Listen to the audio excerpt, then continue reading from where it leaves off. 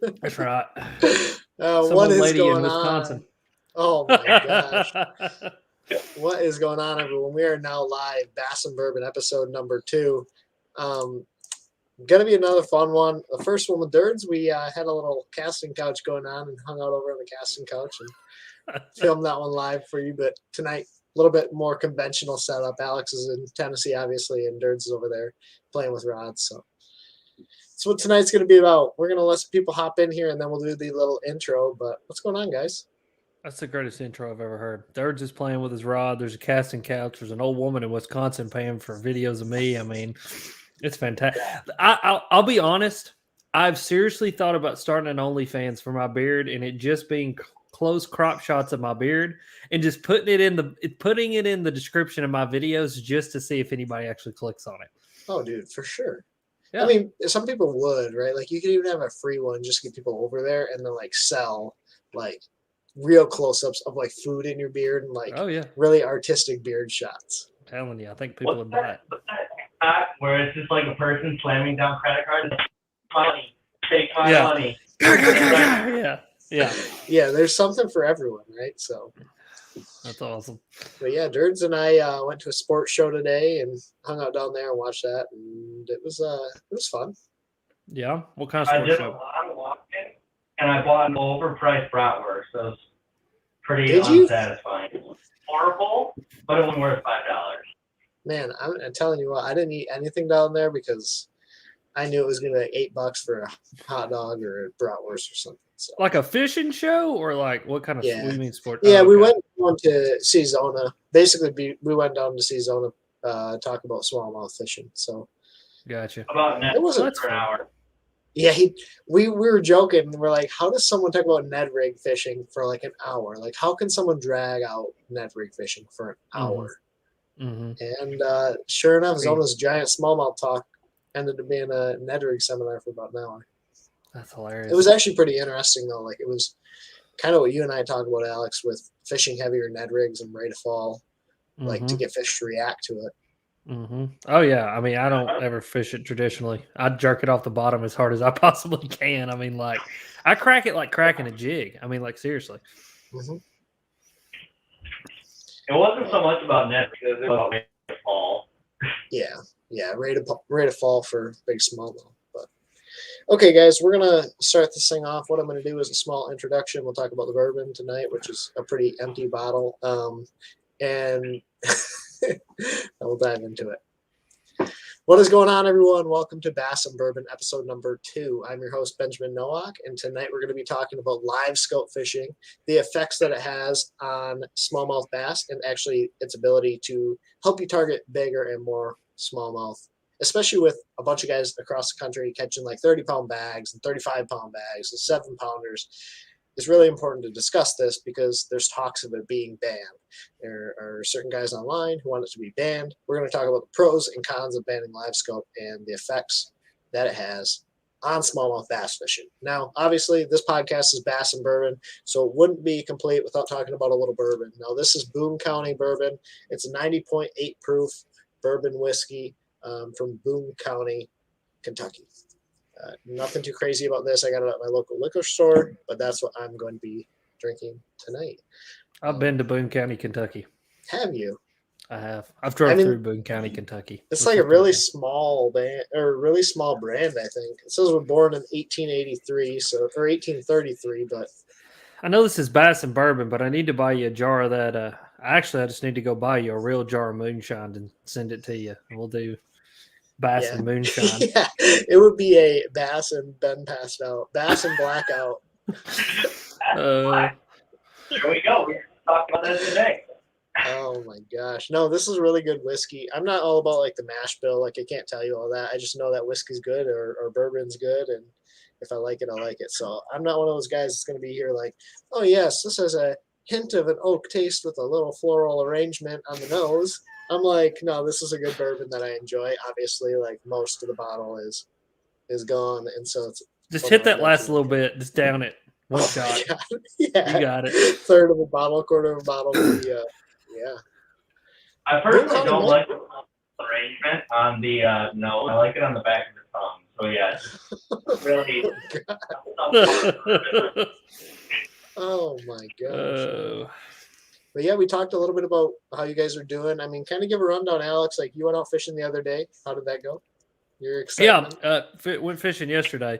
The fishing trip itself was interesting. I caught 5 tiny largemouth and then about a 35 or 40-inch muskie. So that was pretty fun. Absolutely demolished an Alabama rig. Like when I say demolished an Alabama rig, like it was one of those, the water completely disappeared off of it. I completely lost it. And then it doubled a 7.3 heavy rod completely over. So it was really fun. Then unfortunately, we stopped at the tackle store. I walk in for like 5 minutes, get what I need, walk back out, stick my keys in my truck, and turn it over, and it just goes nothing. Like not even a click, no lights come on, anything. So we try to jump it off. It doesn't jump. We go get a new battery. Well, then I turn it over, and it starts to like turn over, but it never like fires and like completely turns on. And I can literally turn the key and take my hand off the key, and it'll go da da da da da da da for like 10 seconds trying to start. So we tried everything under the sun, fuses and relays and all this stuff that I could do there. And the truck is still sitting at the tackle shop. So I'm taking off work tomorrow and calling a tow truck to come tow my truck to the dealership, and we're going to try to figure out what the heck is wrong with it. So yeah, that's how it went. It was interesting to say the least. Yeah, definitely interesting, evidently, because that's sounds super exciting. Yeah, it was great. Super, super exciting. Oh man, Durs, what rod are you building over there? I am building a 7.3 heavy medium. It is my super sneaky Great Lakes smallmouth rod. So it's actually a casting blank. But what it's got is it's obviously 7'3". It's got a moderate load, but a decently quick tip. So like when we do our like tube cracking and like when we're drop shot for largemouth, it's got the as old Alex Rudd would say, it's got the ass to pull them out of the grass. That's right. But it's got that soft tip where you can do a decent amount of things with it. So that's like especially Great Lakes fishing, right? You want a little bit longer rod that you can really like set the hook on the end of a long cast. But like for largemouth fishing, it's really more about just the power to be able to get them out of stuff. It's not even necessarily the long cast. Yeah, most of the time that I'm fishing this rod, it's not. I'd say it's more like offshore stuff, right? Like it's not. We're like as much as we fish around docks and shallow cover, this rod is not what you want to do it with. But when you're fishing those deeper grass lines, like we like to do, and obviously open water smallmouth, like it's the cat's J's. So Yeah. blanks and tube over there in the corner, but waiting on a real seat because Fuji is back ordered to all Kingdom Come. So yeah, that's what I'm working on tonight. I know it's not going to be like a rod building discussion, right, in entirety, but start to like. I think about Fuji, and I almost don't give them as much praise as I used to give Fuji, right? Because so many other manufacturers are coming out with such high quality products. Like a Fuji seat now is obviously still premier and premium, but at the same point, like any other rod seat you can get is almost as good or better than you've ever had up to this date. You know what I'm saying? Like I had this discussion with TFO. I got on the phone with Ross, and we're talking about like $100 rod now is like a $200 rod was 10 years ago, 5 years ago. Mm-hmm. Well, the reason I got into like building my own rods, and I like the Fuji stuff. These guys are putting on there right now are from that original rod that I built that I broke when I was out there free fishing with Hemi, and yeah, bad day. I mean, the rings definitely have some patina on them, but still in good condition. But I started really building rods because there's specific things that I like. I don't know of anybody that offers a rod that is like the one that I'm building currently. I like a certain type of reel handle. I like essentially the distance from where I'm going to reel, right, to my elbow. I like particularly a spinning rod that whole length of what was that part of the rod butt, I guess, right? So, Yeah.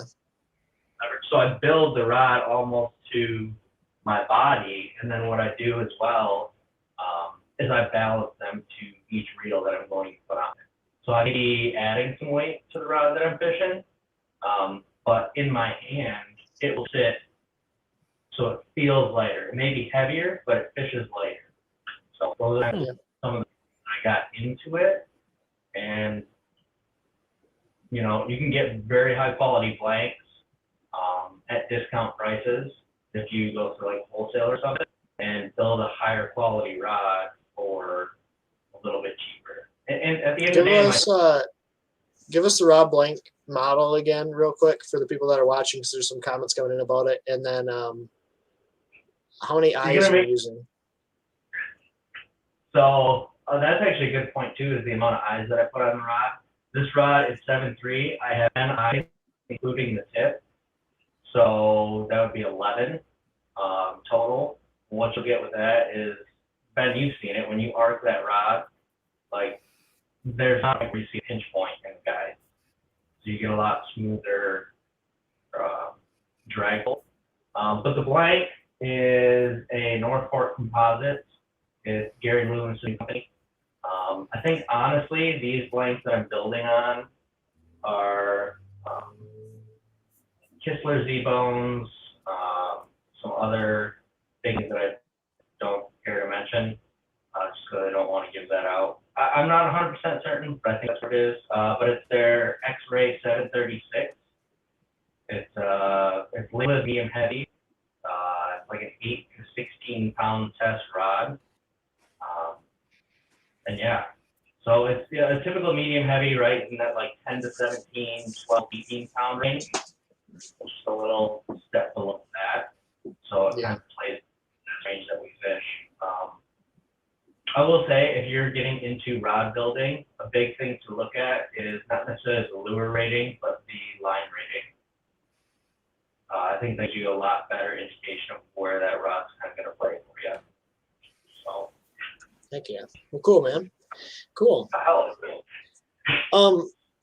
With that kind of said, let's start to dive into the topic of tonight, which is live scope fishing and the impact on smallmouth. And I know there's going to be some caveats, but we'll start there. And then I kind of want to talk about like smallmouth fishing as a whole, like where we see smallmouth fishing going and kind of the size of fish across the country. So basically what kind of spurred this on is obviously over the last year to year and a half to maybe 2 years, you've started seeing guys use live scopes specifically to target like giants, like true giant fish, whether that's down in Texas catching those 14 pounders on OHIV and all those Texas lakes, or it's up here catching like a lot of 7 pounders. And I've done it, right? I've caught 6.5 pounders. I've caught a lot of big fish, specifically looking at them on live scope.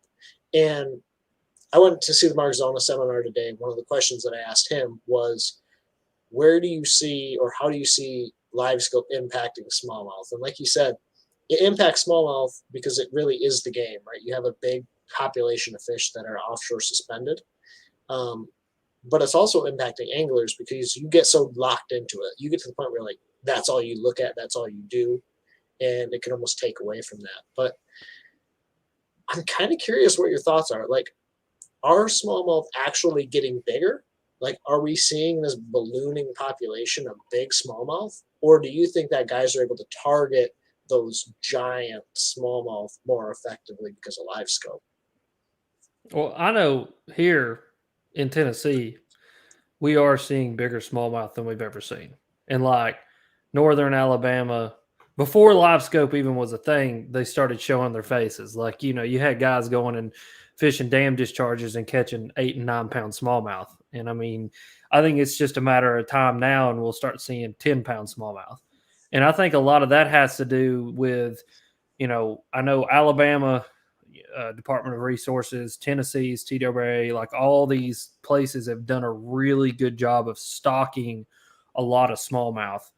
And they've also done a really good job of stocking, you know, more and different kinds of bait. So like you've got lakes like Watts Bar that didn't historically used to be a smallmouth lake that almost every single tournament you see now, people will be holding up 5 fish and 2 of them are big smallmouth.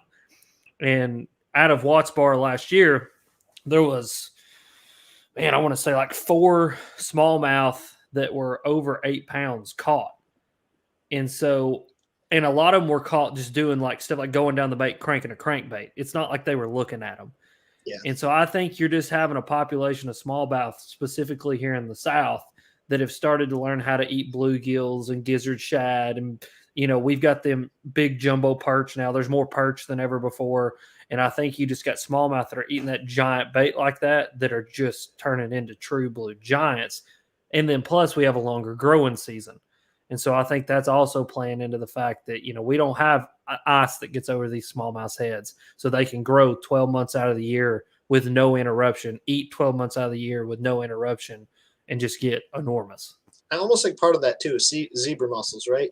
Smallmouth are notorious sight feeders. And so waterways pretty much across the country from top to bottom, east to west, are getting cleaner with zebra mussels. As much as we don't like zebra mussels, as much as we want to keep them out of the water, like they're cleaning up the waterways, and I think largemouth and smallmouth are just getting bigger and being able to feed a lot better. Absolutely. I gotta read this because it's just freaking hilarious. My dad's in the live chat. He says, I have the off brand. It's called Skyvlope. He can only see sturgeons. He ain't got the Livescope. We've got the Skyvlope. Oh my gosh. I will say that's funny. too, not to get on like a hippie tangent or whatever, but I think the 70s and 80s that the EPA really started getting involved in regulating the amount of essentially garbage that was getting dumped into waterways. Do you guys, I mean, Alex, you're a history guy. Like, was it the Cuyahoga River in Ohio that literally caught on fire that dumps into Lake Erie?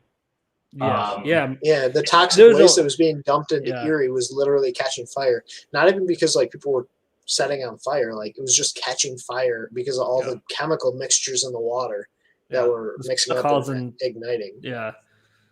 So the tangent, well, I mean, I do agree that zebra mussels are making a huge impact in terms of cleaning up the water, but the amount of, I guess, like EPA regulations and things like that are also contributing to cleaner water. Not that I'm a big whatever, but I think that's another thing to take into consideration as well, too, is the amount of, you know, being cognizant of what kind of junk we're putting into the environment and cleaning up our waterway. Yeah, I mean, I think conservation now is better than it's ever been before. And I think that plays such a huge role in every aspect, not just like conservation of, hey, we've put more fish here, we've done a better job of, you know, making sure these fish have food, but also we're doing a hell of a lot better job than we were in the 60s, 70s, and 80s of not putting a bunch of crap into the water. You know, I had this conversation with my dad the other day. I was like, man, you got to realize, like, in the 40s, when they split the atom and figured out how to make the atomic bomb, is when it all went to hell until like the late 80s, when they realized how much crap they were dumping into the environment and how many plants and animals and humans were dying from all the crap that they were dumping into the environment. So now, Dirge, I think that's also a huge factor. I mean, I think we are now doing better than we've ever done before in conservation in every aspect, from the environment to the actual resource of the fish to the lakes and everything.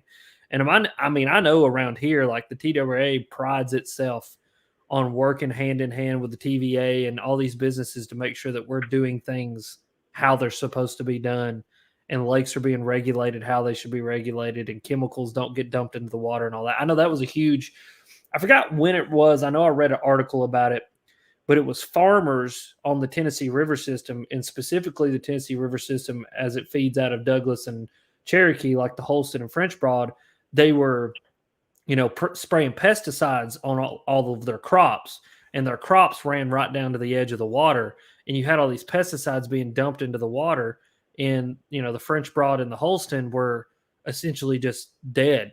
Now the French Broad and the Holston are alive and well. I mean, not as what it once was, but one of the big things that it killed up there was the little like rock crawl, or what do they call, snail darters, and like the little sculpin type little bait fish. A lot of those died because of all that crap being dumped in the water. And because they got rid of all that, those sculpins and a lot of those little snail darters have come back on the rise, and you've seen the population of smallmouth explode again. And now you can go catch 5-pound smallmouth up there again. So I think, dude, there is a big part of that. So what? So a great tangent to go off of that tangent is like the point of the cleaning of the water, and then, like you said, the forage bait. I think another big thing that is contributing to it is all these invasive species we got, right? You know, whether it's the goat, rusty crayfish, and then also, honestly, some native species as well, particularly up here. I'm not sure how much this will play with you, Alex, but like the ciscos, herring, those fattier bait fish. Return to alewife on the Great Lakes, right? Like return to alewife over on Lake Huron has balloon fish over there too that were previously decimated by the salmon. Well, I will say this has nothing to do with smallmouth, but specifically walleye. I was actually told by a fisheries biologist here that if I were to catch a walleye in Norris Lake, that it is almost definitely a stocked walleye because the alewives that were introduced into the lakes around here actually make the walleye go sterile. And so that's an effect where you have a bait fish that's bad for the fish versus good for the fish. Yeah, I don't know all the details about it. I just know that was the conversation I had. I was actually standing on the ramp at Norris, and I think Dad was with me, and we told the guy, he pulls you over, how many fish did you catch? What species did you catch? Well, we've done that, Ben. We've been pulled over. And we said, yeah, we caught a big walleye. And it was like, the guy was like, really? Well, let me tell you this, story about this. Let me tell you this really interesting fact here. Yeah. And so I don't know if it's different up there, because I know walleye up there eat alewives, and I don't know if it makes them sterile. I don't know if it's just specifically the alewives down here, but that's a great example of an invasive species doing the fishery dirty versus doing it good. And I think like perch down here, a lot of people, I'll say, yeah, I caught like 15 perch today. And they're like, ain't no perch in Tennessee. I ain't never seen no perch in Tennessee. Dude, there's perch that are 15 inches long swimming around in here. And I think there's a lot more giant largemouth and smallmouth that eat those perch than people realize. And I think that's another reason we're seeing all species of fish just get a little bit bigger around here. What are your thoughts about catch and release and the impact it's had? Do you think that's impacting it as much as just like these bait fish, or like where does that kind of come in? Because obviously it's been made kind of cool over the last couple of years. I think that's a hard question to answer. I think it's a loaded question. I think that there's enough people still that catch everything and put it into the grease that you're going to be able to have a population regulation that you need to have, because obviously you got to take some out of the environment to an extent, right? To an extent, yeah. Right. Yeah. So to an extent, I mean, I don't know. I think it's a very loaded question. I think it's hard. I think it's hard because it's very specific to whatever body of water that you're talking about. Like here in Tennessee, we've had the conversation with John, the biologist, on my podcast and on the live stream, where he has said there's literally so many fish in these lakes you could never hurt them. But if you say that about like one of those little pothole lakes that you got up near your house that, well, I could literally throw a football from one side up to the other. If you take 5-pound smallmouth out of there, that's an enormous impact on a fishery that size versus a 60,000 acre lake down here that has 10,000 bass in one pocket. You know what I mean? But I do think that there is, I think we're not going to see an impact now. I think it's going to be like a 10 to 15 years from now thing that we see all these bass that have been released overpopulate certain areas of the lake, maybe more than the entire lake. Because, I've seen where I put a bass back in the water 2 miles from a spot and it swims back there and I've caught it again. And the reason I know that is because it had a spot on its dorsal fin. It's the damnedest thing that's ever happened to me. It made me completely rethink how much a bass actually moves. But then I also know that, like, when you take a bass from one end of Chickamauga and take it to the other end of Chickamauga, it's not going to swim that far back down there. Most likely, it's going to do like your 9-pounder did in Chickamauga and Dayton and live there the rest of its life. And so I think like in an area like right there, you could see a impact where there's too many big fish in that area and you start either having fish die and or just, I don't know, disappear. I don't know what happens to them. They just die, sink to the bottom, and something eats them. So Selective harvest is such another big conversation that Hellabass brought up over in the comment section. This is in particular a couple lakes that I can think of in Michigan, whether it's Sugar Springs, or we're talking about Beaver up in Alpena area. Like these lakes get so insanely overpopulated with so many of the same age class fish that it almost overruns the lake. And like, instead of being able to have those multiple age class fish all live together, it ends up just being a bunch of 4-pounders and like nothing much bigger, nothing much smaller. Dirds, what are you going to say? Here's the thing about the catch and release, right? Is like, when did that truly start getting popular? I guess late 90s, early 2000s. Mm-hmm. That early even? Yeah, I don't know. Because I'm sure about Tennessee growing season, but up here it takes 15 to 20 years to even see, what that impact would be, right? Of like the catch and release. It takes 20 years to grow a 6-pound smallmouth up here, a 6-pound largemouth up here. So I guess as I talk about it, we would just be beginning to see those effects of like a pro catch release. And to Hellabass's point, like a selective harvest. I do think I don't have anything wrong with the harvesting fish, but like a responsible harvest of them, right? Like you're not going to take, if you go and catch a 30-pound stringer, you don't take 30 pounds home, but you take home a 12-pound stringer of 5 2-pound smallmouth. I'm cool with that. Do it all day. Do it every day of the week. Whatever. I'm fine with that. But it's when you take that, the over harvesting of over large fish, I think, is what is going to hurt a fishery. In particular, the smaller ones that we prefer to go to.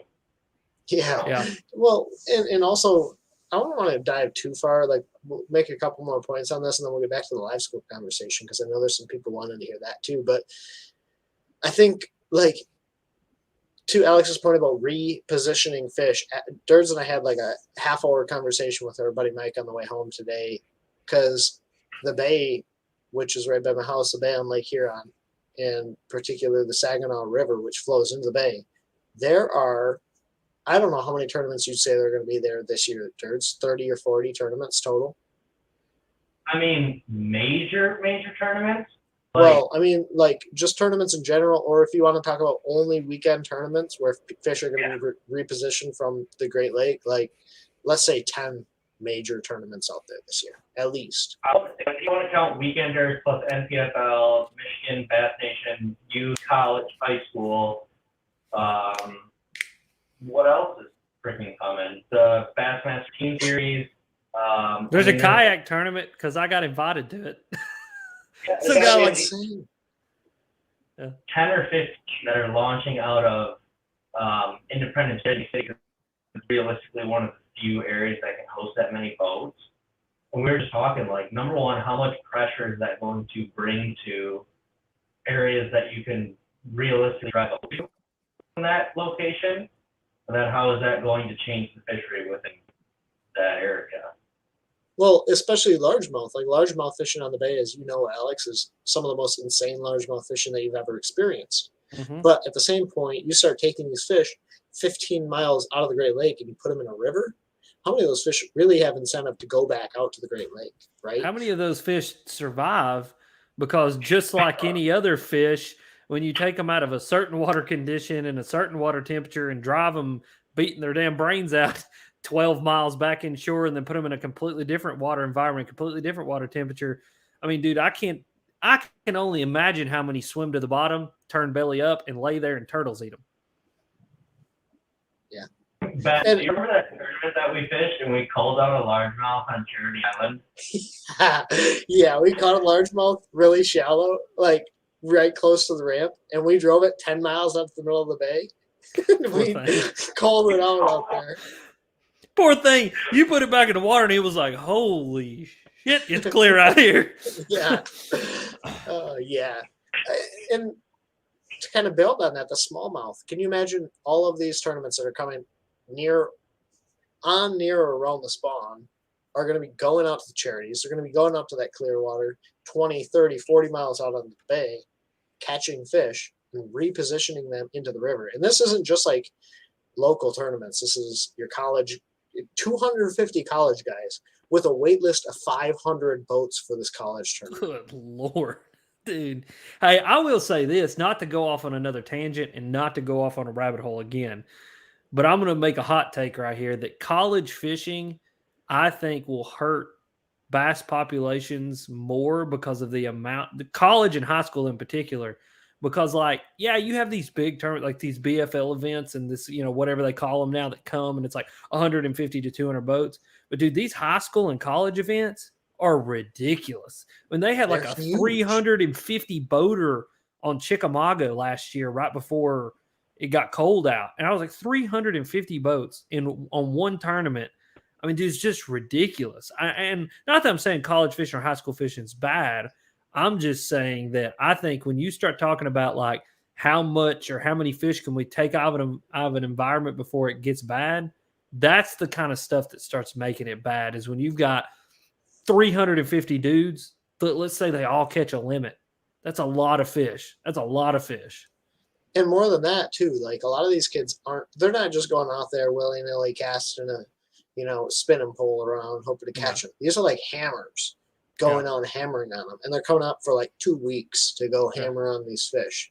Yeah, like they're good. They're good.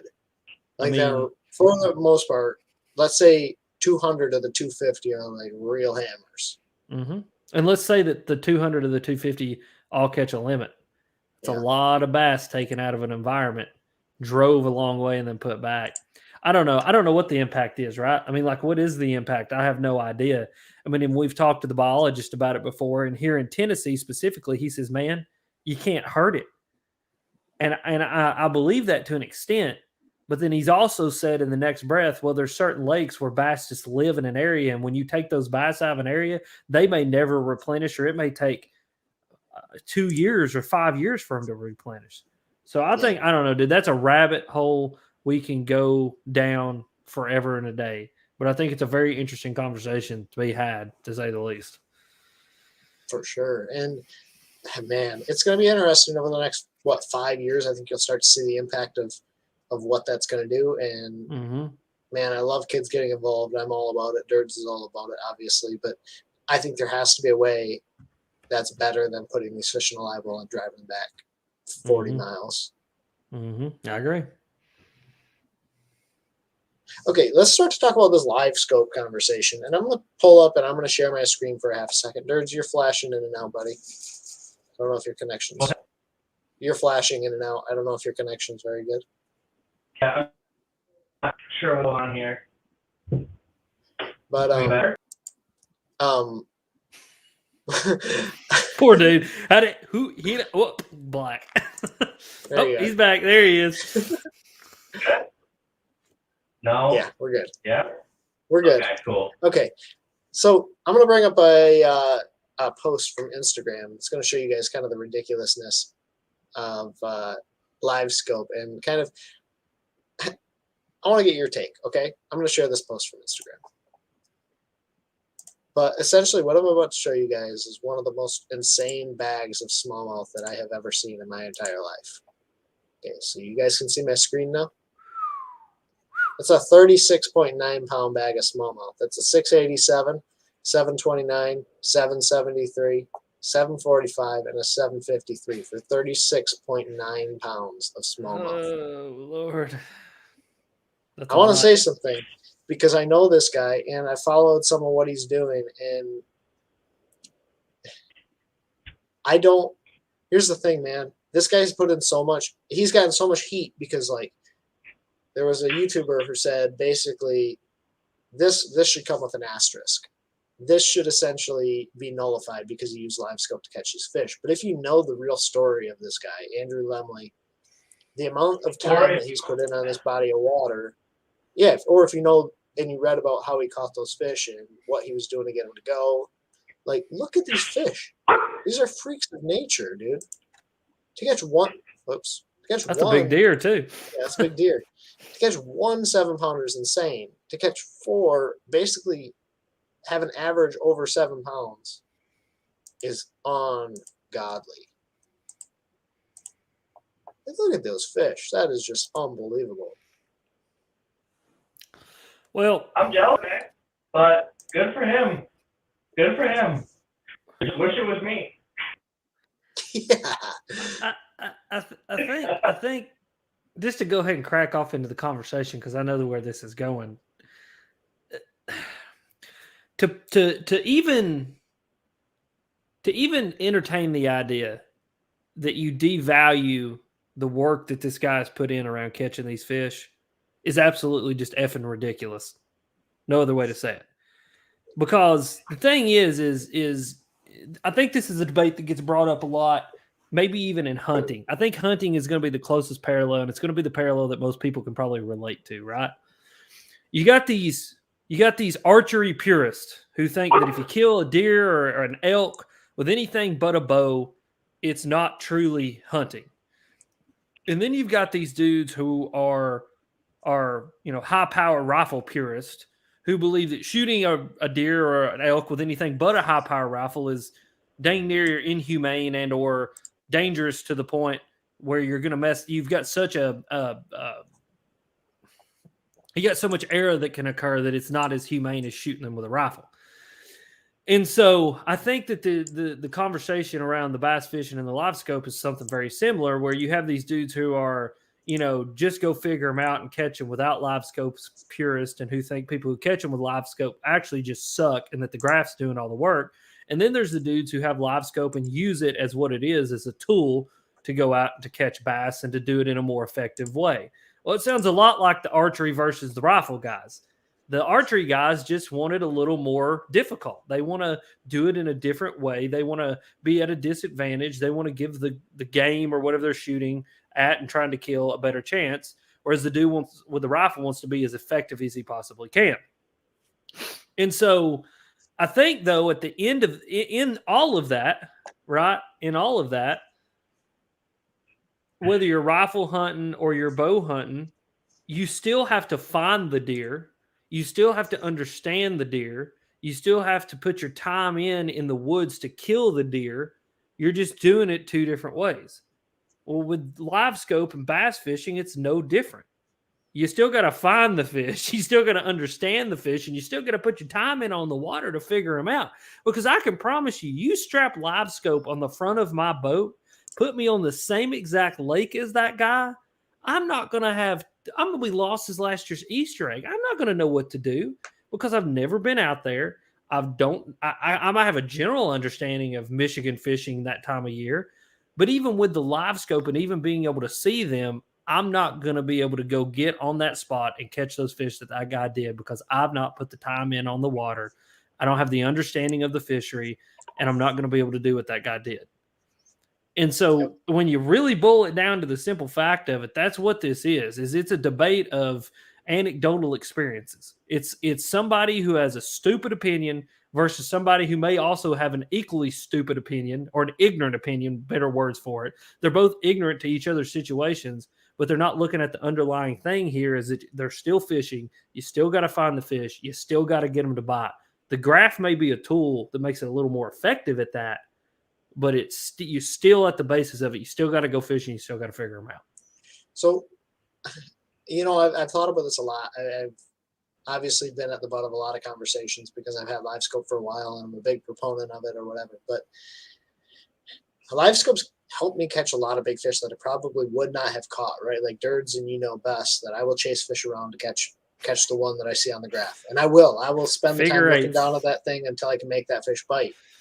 And that's he literally has almost made me sick on the boat with him before. Like, I don't get boat sick, and I mean, like, we're going around like this, and I'm like, dude, you're gonna have to stop for 5 minutes. Yes. But obviously those are fish that I wouldn't normally catch. But when you start to boil it down, right, and you start to look at pro fishing as a whole, you can't tell me there's a single pro. Hey, let me rephrase this. There is not a single pro that does not have access or shouldn't have access to Livescope or forward-facing sonar. Like, if you want to be on the pro circuit and you choose not to have forward-facing sonar on the boat, like, you're putting yourself at that disadvantage willingly. Like, you're letting yourself have that disadvantage because they all either have A, access to sponsors, or B, they're fishing for money and they need to be able to put themselves in the best position to catch those fish. So what you're going to see, I think, at the pro level is you're going to start to see guys who are going to be excellent at using their graphs and fishing offshore. And that's just going to open up more water where those guys that are fishing shallow have the opportunity to do that. I almost think it's going to level the playing field a little bit because you're going to start to see guys really fish their specialties again. It's almost like what happened when you had Mark Rose learning the offshore game, and you had a bunch of guys still fishing up shallow, and you had your Denny Browers and your Greg Hackneys. You had these real true specialists. You're almost at a point where you can do that again because of the advent of forward-facing sonar. And whether you're Humminbird, your Garmin, your Lowrance, your whoever, there is now access to it because they all have a version of it. Like there's no more saying at a professional level that there is an unlevel playing field with having Livescope. You all have access to it as a tool in your arsenal.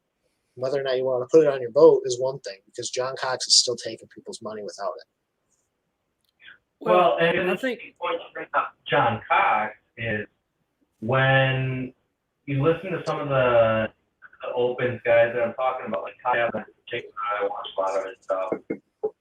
Those guys talking about fishing like the Red River or the Ohio River, or look at what you and I talked about today with Christy fishing the Beam. It's those guys that can run an aluminum boat 150 miles up the river where nobody else can get.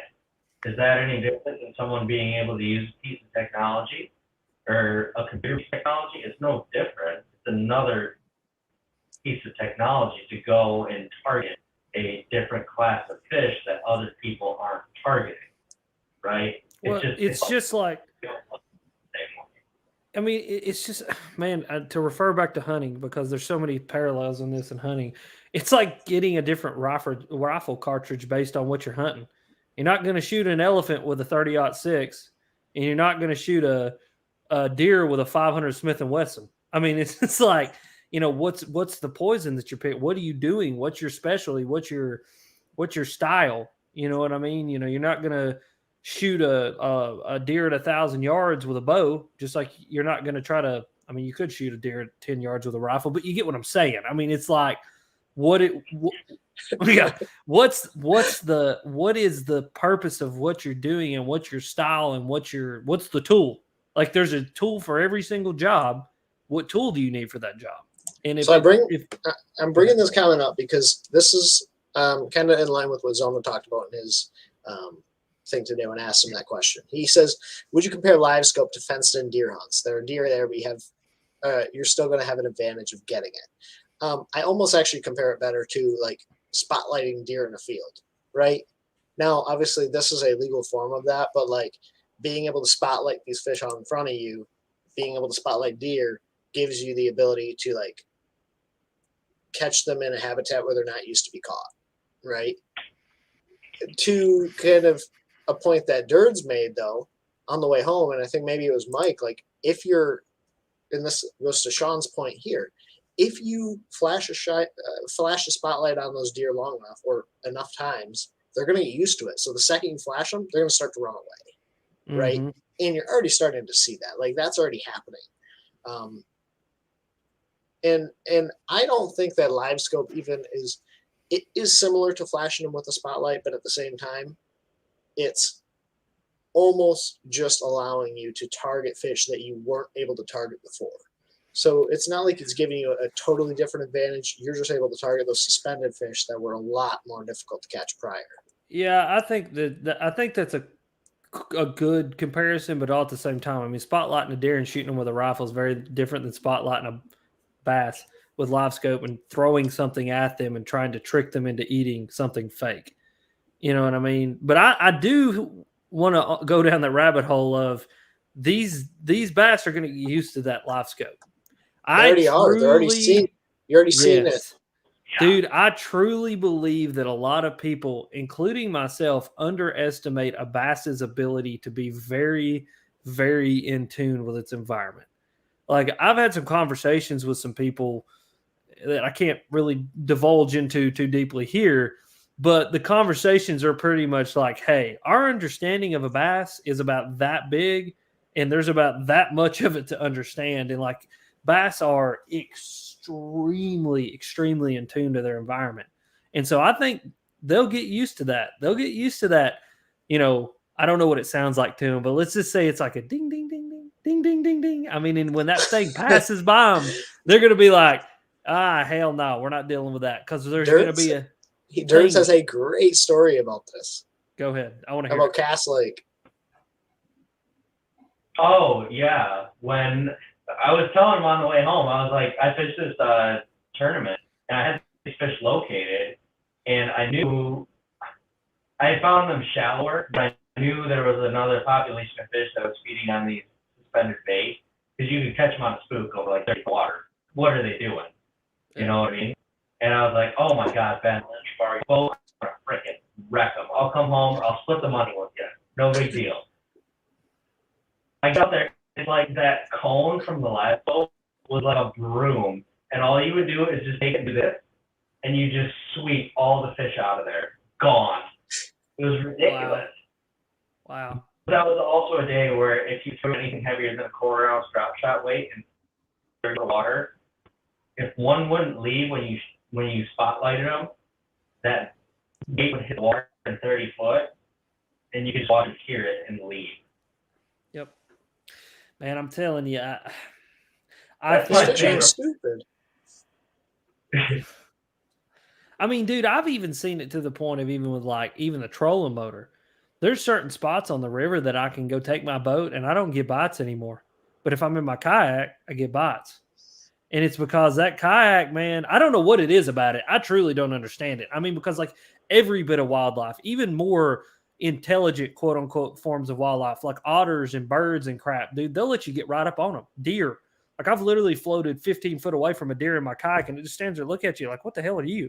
But like if I'm in my boat, you'll clear the woods out or the otters will swim the other direction. And I mean, a bass being even simpler, dude, there's places that I go in my kayak that I purposely take my kayak because I know I'll catch more fish and bigger fish because my boat isn't making all the noises that it makes, the pings and the ticks and the clicks and the bumps and the, you know, all that. And that's why I'm almost scared to put a graph on my kayak. Like I have a graph out in the garage to put on my kayak. I've not put it on there yet because I'm almost scared to, because I think that I'm going to scare the fish away. Well, we had this conversation too today is about brushless trolling motors and using more silent trolling motors or using your trolling motor in different ways, which I won't dive into too much. That's something the Dirt's figured out. But like using a brushless trolling motor will keep your trolling motor more quiet, right? Allow you to sneak up on these fish better, especially when other guys are now running their Ultrexes or your Fortrexes and your Ultrex and everything else, right? Like it's very interesting. I love my Ultrex, but God, sucker is loud. Well, I wonder if, and this is kind of a crazy idea, but it's an idea nonetheless. Wonder if when like trolling motors were invented, or for a period of time after trolling motors were invented, bass run was curious as to what they were. Like, I'm not saying bass swim up to your boat, but it kind of, instead of scaring them, it piqued their interest. It was like, huh, what's that? Like, what's that sound? Because, you know, a bass, like if you watch a bass, like bed fishing or just being able to see them, you throw something near them. If it's something, if they're not spooky and they're more like active, willing to eat, they turn and they're like, what is that? And they're looking for it. Well, I wonder if at like the beginning of trolling motors, that's what it was. Well, then they kind of learned trolling motors. Well, then graphs came out, you know, trolling motor mounted graphs. And they were like, oh, what's that sound? It's more of a curiosity. But now they know, oh, I'm going to have a fake thing thrown at me or whatever. You know, they're starting to learn these different sounds. And I wonder if for a time, like the Alabama rig or anything else, Livescope almost was like, hey, what is that? This is a sound we haven't heard before. This piques my interest. Is this something I can eat? But now it's something, you know, wonder if it's almost like we're going to have to, the next step in technology is disguising all the sounds that we make. Like that's the benefit, I think, of hydrowave. Yeah.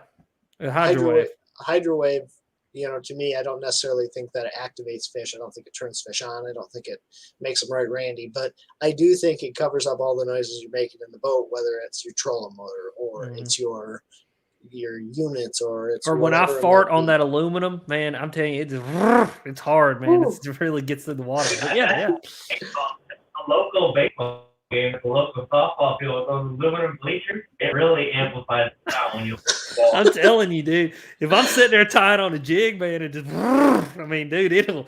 I've literally seen bass spook off the bank. You know, I mean, no, for real though. I mean, and I think, but what I'm saying is like, what's the next step of hydrowave? Like, do we almost put hydrowave into the transducers to send out a sound to disguise the ping? I mean, I don't know, right? I don't know. So when does technology become too much? What? I said, what if you were just more quiet in general? No, that won't happen. That's not happening. Too simple, right? Right. Yeah. Right. No, but I like mean, when does technology become too much? Because we've talked about AR, we've talked about, you know, the ability to literally, this is where it's going. Like, as much as we want to hate to say it, you're literally going to be able to put on glasses. Your graph's going to be overlaid in your glasses, and it's going to show you the contour lines on the lake. Eventually, it's going to get to the point where you're going to be able to see the fish swimming through your glasses on the lake. Like, that's going to be your fish finder. Like, when does it become too much? I mean, hell, Elon wants to drill a hole in our head and like get it to where we don't have to say words to communicate. I mean, like, put for chips in real. your brain to let your brains like know what each other are thinking. Right? I wonder if there's well, it's going to happen in our lifetime. It's going to happen in our lifetime where things are going to exist that because we're not on just a straight line curve anymore. Like technology is like a hockey stick. It's a parabola. Yeah. I wonder if there's almost going to be a renaissance of getting rid of it all. Like you're starting to see that a little bit. Like I'm starting to even see it. Like in people are like, you know, yeah. I mean, like they're selling their houses, they're buying vans, they're converting them, they're living on the road. I mean, dude, you're seeing this humongous rise of people who are saying, I mean, excuse my French, but fuck it, and going and selling everything that they got, getting rid of their phone, and like going and living on the road. And I mean, I almost wonder in bass fishing. I know for myself, like, dude, I honestly like. If someone literally, this is what it's going to take. A company goes, Alex, we want to give you forward-facing sonar to use because I'm not going to buy it. It's too much money. I know for me, I'm just not going to use it like I probably could or should. And I mean, dude, there are whole days that I go to the lake and don't turn my graphs on. Would you have side scan if it wasn't normal? Like if it was an additional cost? I couldn't tell you the last time I used side scan. I think that's the best comparison at this point because it's almost like it's just a natural thing. Like it's built in. It doesn't cost any extra. You know what I mean? Like, yeah, I guess. Dude, I don't use it. I mean, like, I can't express to y'all how little I use my electronics. Like, people ask me, Alex, can you do a video about your electronics? It's really short and simple. I literally don't turn them on sometimes. Like, I use my mapping. My mapping is my most important tool to me. Like, knowing the contours of the bottom and being able to see, like, underwater little humps and ridges and things. I guess it was just the way I was raised and the way I was raised fishing that I didn't use electronics. I used the natural topography of what was around me to figure out what I was doing. And it's like, even still, like, I'll be fishing and catch one and go, oh, it was on that limb in the water right there. And then that limb is like my target for the next 15 minutes trying to catch more fish. I don't know. I mean, you're talking. Hellabass called me out. Hellabass is over here like, it actually does cost extra for side imaging. Like, you can get it without. You are true. You are true. Right? Like, okay, well then fine. Why don't you shoot paper maps? Why would you buy a mapping kit? Why would you spend the extra money when you can just get a good paper map? You know what I mean? You know, exactly. I mean, and I think the reason is it's just convenience. It's convenience that it's there. You know what I mean? It's convenience that, yeah. That's the point I'm not trying to make. Like, apples to apples, the comparison would be, okay, you know, yeah, you can use like the general topography that you see, but it sure helps to have a nice GPS map on your unit, right? Mm-hmm. And then I think it evolves into, well, it's really nice to be able to see out 175 feet on both sides of the boat. Oh, that's really nice to be able to see them actively moving under the boat. Oh, that's really convenient to be able to point at them with Livescope and be able to see them. Man, it's even more convenient to put on your Costa Del Mar AR glasses and be able to have the map overlaid into your.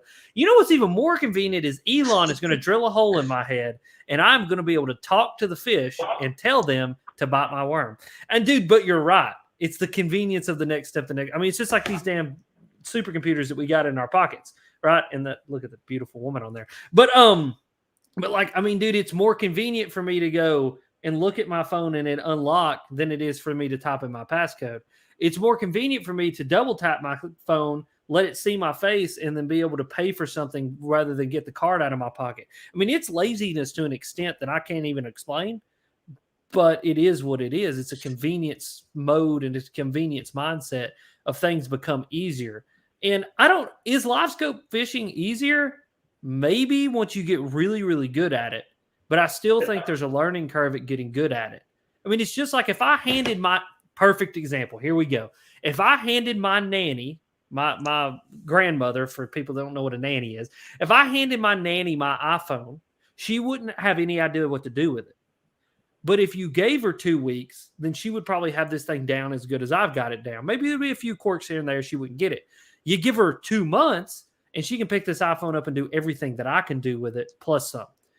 Livescope is the same way. You give it to me now and we lost as last year's Easter egg, because I have been on the boat with you, Ben. I'm like, how does this thing work? Which way do I turn it? I sound like an old person. How do I tell where the fish are at? Yeah, and I'm like, what's a fish? Is that simple, a fish? Right? Yeah. But here's the thing: it sounds simple to me. It sounds really, really like a dumb question to me. But when you get on there and you're like, man, how do you know that fish is 50 foot out? Well, because I know that you look at the top bar and you read down 50 foot, and you look at the bottom bar and it's down 10 foot on 50. You learn to use the tool. You learn to use the convenience better than anybody else learned to use the convenience. It's like a plumber working on pipes. Like, I don't know crap diddly about nothing when it comes to plumbing, but the plumber can walk in with all the same tools that I have in the garage and do the job far better than I can because he knows how to do it. He's taken the time to learn it. I guess, like, while we're on the topic of tools, if you're laying a foundation for a house, do you want to use a plumb bob and a square, or do you want to use a laser level? Like, it's the ease of technology and advancements that are going on. Like, okay. I think you're going to make a joke. Like, now that we're on the topic of tools, Ben. Yeah. Ben's here, so. I mean, dude, I think, though, to go back to kind of what the conversation was originally about, I mean, I think we've established very well that it's a tool and it has to be learned. I think the real question here is, should we asterisk, Randy Blockett said that, asterisk every fish catch on Livescope? No, because then we would have to asterisk every wacky rig catch that John Cox had, because I can promise you that SOB is better with a wacky rig than I'll ever be. Then we got to asterisk every crankbait fish that Kevin Van Dam caught, because Kevin Van Dam's the best crankbait fisherman that's ever lived. Then we got to asterisk every, you go down the list. There's people who are, it's like going into football. No, we got to asterisk every pass that Tom Brady has ever passed. No, we don't, because he's the best that's ever done it. There are going to be people who are as good at Livescope as I am at flipping. And because I know I'm good at flipping, it's something I've done since I was freaking that tall. I mean, before I even knew what it was.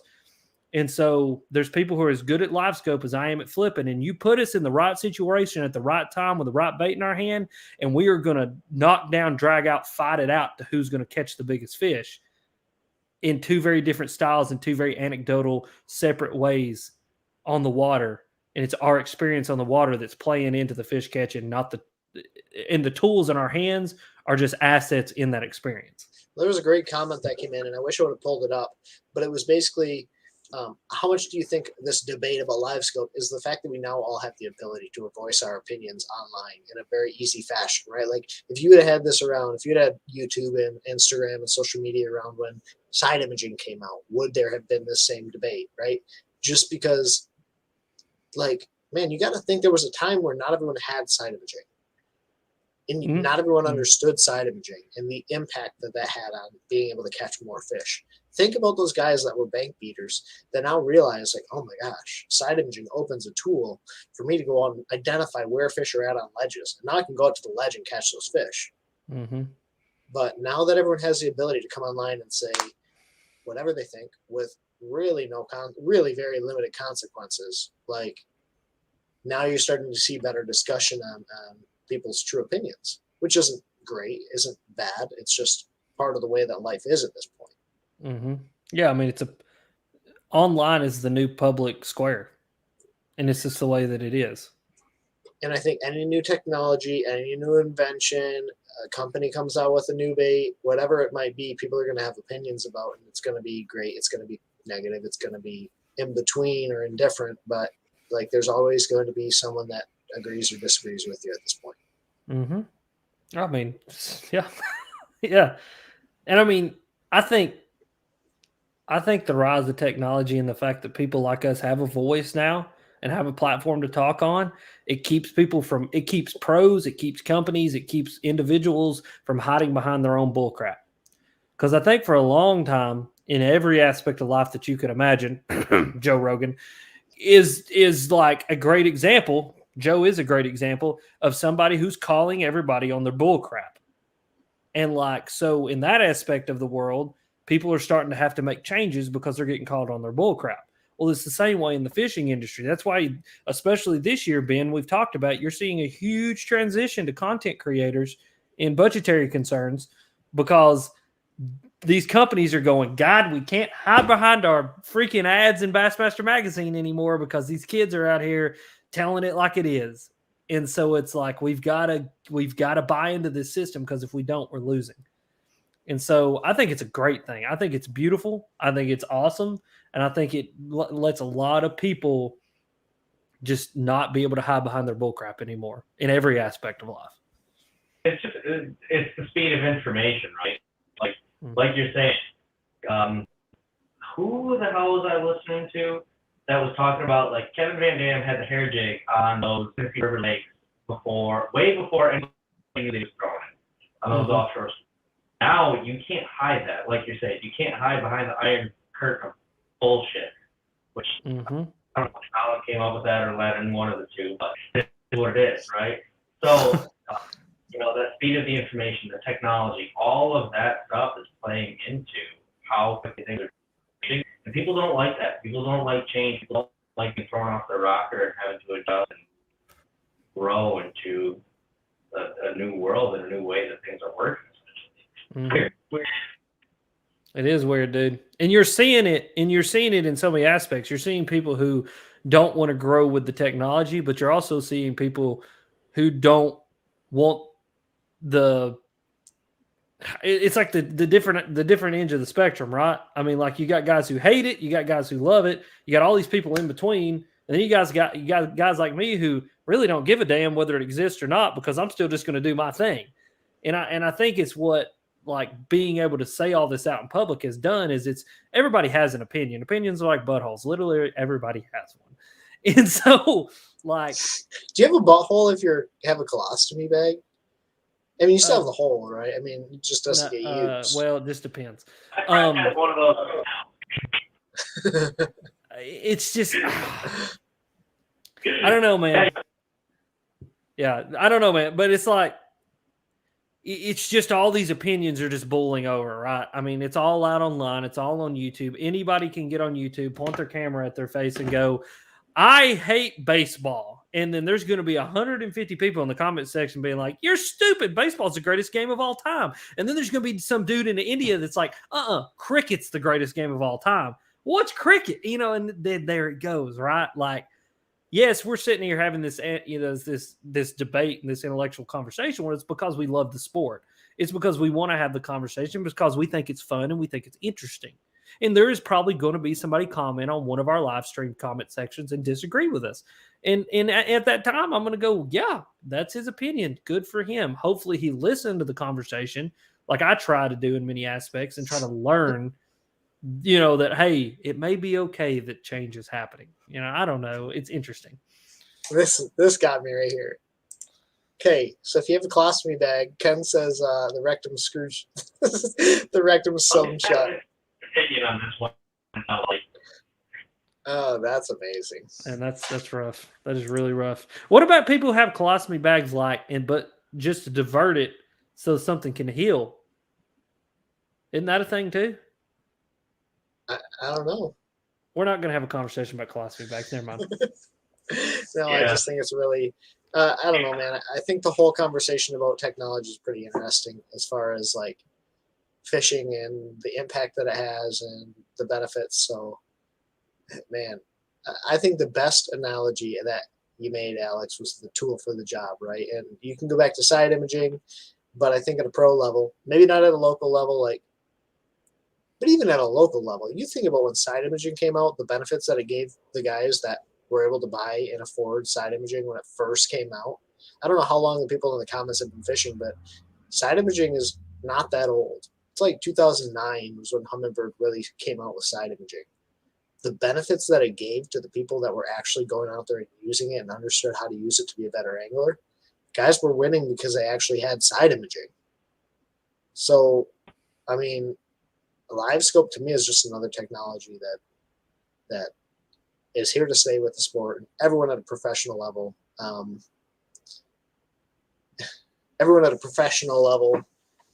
has the access to it in some shape or form. And I think what's going to happen is what's always happened. Like the dude who won Angler of the Year a couple years ago, and I think it was the Hobie Opens, was in a paddle kayak. The guy who won it this year was in a Hobie, but he wasn't in a 360 drive. He was just in a normal Hobie. I mean, dude, John Cox is going to keep winning tournaments because he's good. It's going to level the playing field, man. I really believe more than anything, Livescope is now leveling the playing field and opening the door for the guys that want to fish shallow. Like so many guys say, you can't win without it. Maybe at a local level, it becomes really difficult to win without Livescope because, like, yes, the cost aspect comes into it, but that happened with side imaging. That happened with every piece of technology that now costs extra money. But at a professional level, you're going to see guys that are specialists be able to go out deep and do the Livescope thing or do the cranking thing on ledges or do XYZ. You're also going to see the specialists that are in shallow water being able to catch them. So one thing, Christopher's comment here is interesting. He says, do you think Apple's going to stop making phones after 120? I don't know what that means, but like stop making phones. Same as with fishing electronics. Now, this is a conversation that can be had, is the fact that fishing electronics are 20 freaking years behind iPhones. Like, now that is one thing to say. Livescope may exist, but let's be honest. The OS, the operating system of most of these graphs is rudimentary at best. Like, it's something that it's slow. The processors are miserable. Oh God, yeah. And like now, I know to push that up, to put an M1 chip in a Lowrance, if it could even be possibly done, you know, that's obviously going to push that thing into the $6,000, $7,000, $8,000 price range. But still, I mean, I think even with like the invention of Livescope, that's just a tool. But like the OS and the hardware that we're using is crap compared to my MacBook Pro that I'm doing this on right now. Like you couldn't have a live stream on a Lowrance graph. And so like, I almost think like, you know, as much as it has advanced, it's really not as advanced as it could be. And so what I think would be interesting is do faster processors, do things like that, add to the aspects of what we already have, or does it take us into a completely different plane of existence with electronics on boats? You know what I mean? Like, is the ability to be able to process like an M1 chip processes in a MacBook give us the ability with a graph to do things that we could have never imagined? Is that the next step into the future of fishing electronics? You know what I mean? Yep. Yeah, crazy.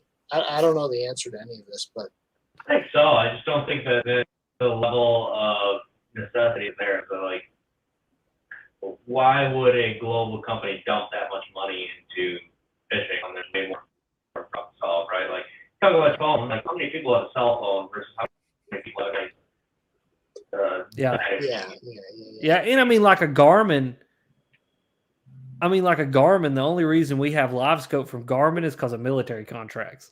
Like the most important thing to them was not how can we make fishing better for fishermen. It was how can we spot submarines before they shoot us, or like that's the biggest thing about Garmin too is a lot of their technology doesn't come from bass fishing. Like, yeah, they relate to the world with side imaging, but there's so many military contracts Garmin has because it's so much bigger than just I'm going to focus on how to catch more bass.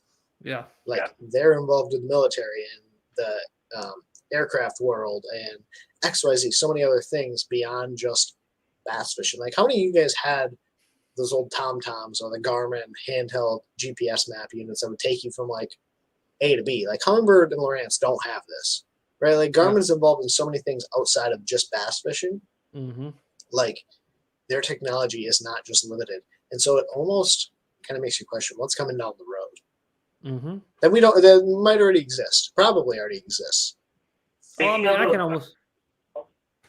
Ben, those maps that Ethan's dad gave me yesterday, like those USGIS military grade maps, he also gave me a handheld Garmin, and when I fired it up, it said like all rights reserved 2001, and it fired up on the first button. But I said, "Wow, this is thank you, Steve, for this piece of memorabilia of Garmin." Oh man, it's insane. But yeah, man, I think that we had a really interesting conversation, both about Livescope, but also about like whether it truly helps you go out and catch bigger bass, which I think we all concluded like it can if you understand the technology, but kind of expanding upon that, like our bass really getting bigger, or are guys just able to catch those bigger bass? And I think we kind of came to the conclusion there too. Yes, guys are able to catch those bigger than average bass sometimes because of Livescope, but at the same point, I think we're going to start to see, obviously, 35-pound bags, 36.9-pound bags. There's going to be a 40 caught. Like, it's going to be insane, man. But, like, there's going to be a 40-pound bag of smallmouth bass caught somewhere. And I don't think it's going to happen too long from now. What's going to be hilarious is when it's caught not using Livescope by some dude in a John boat or something. I think, you know what I mean? Like, somewhere up in Canada. Little nightcrawler out the back of his condo when he's back home from Florida. Yeah. Telling you, man. State record. It's like the state record here was caught on an Alabama rig in February when schools were closed. I mean, nothing special. He just went out there and did what everybody else was doing, and that 15-pounder just happened to eat. You know, I mean, be interesting. That's crazy. But yeah, man, I appreciate you guys joining. Everyone that listened in, whether you were on a podcast form or live, really appreciate it. Give it a thumbs up. Share it with your friends if you think they'd enjoy this conversation. Enjoy your bourbon. Get some sleep. We'll catch you next time. Bye. It is.